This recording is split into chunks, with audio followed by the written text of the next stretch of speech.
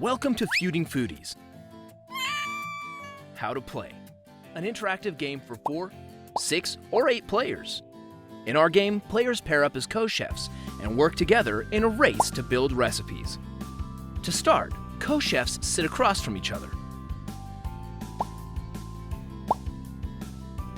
Once in position, deal 5 ingredient cards to each player.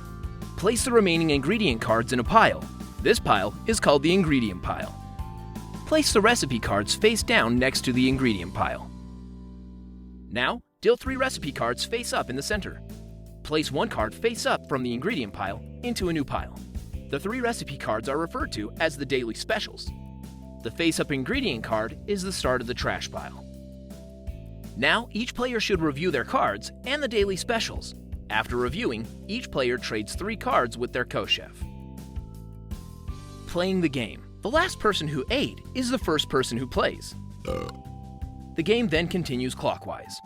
On your turn, draw a card face up so that everyone can see. Then, you can do one of the following 3 actions. Number 1, lock in a recipe. Number 2, play an ingredient card's power. Or, if you don't want to do anything, number 3, just end your turn. Let's go over the 3 possible actions in more detail. For example, you believe you and your co-chef combined have the ingredients needed to make ocean coffee. You declare, "I'm locking in ocean coffee." Now, both you and your co-chef must put down your ingredients to lock in the recipe. If you collectively have all the ingredients, cha-ching! You have completed your first daily special. Keep the recipe card and receive the number of points listed on it. Place all your used ingredients cards in the trash pile. As a bonus, the person who declared locking in a recipe gets to draw 1 ingredient card face down. Replace a new recipe card in the daily specials. However, if you and your co-chef do not have all the ingredients, in this case, you're both missing a milk, you lose a card. Oof. Turn over and shuffle all the cards that were put down for the recipe. The competitor chef to the left of you randomly gets to pick up 1 card to keep. The remaining cards go back to you and your co-chef in any manner you choose. Number 2, playing an ingredient card's power. Playing an ingredient card's power can be used for gaining more ingredients, sabotaging your competitors, or inciting chaos. The ingredient name appears at the top of the card and power at the bottom. For example, let's say you need milk for ocean coffee, and you currently have an egg. The egg's power lets you poach for an ingredient by requesting it from a competitor, and if they don't have it, you get to draw an ingredient from the ingredients pile. You suspect your opponent, Red, has milk. You play your egg and place it in the trash pile. Then, you ask Red for a milk. If you are correct, he must forfeit the milk to you.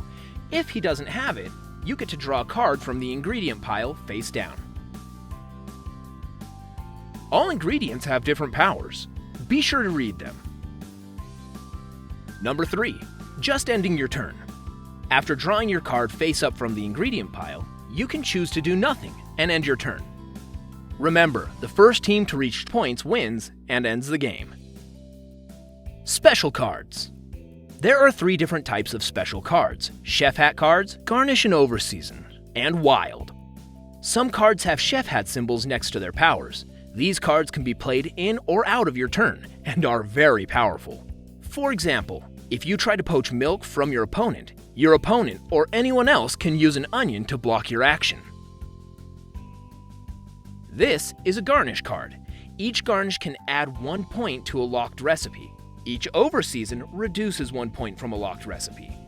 Let's go back to the example when you and your co-chef were locking in a recipe. Garnish and overseason cards can be played by anyone when a recipe is being locked in. In this case, your co-chef adds a garnish to your locked recipe and increases the recipe value from 4 to 5 points. The garnish/overseason cards stay with the recipe to help keep track of your points. Alternatively, these cards may be played one at a time during your turn as your action. Wild cards can be used as any ingredient when locking in a recipe.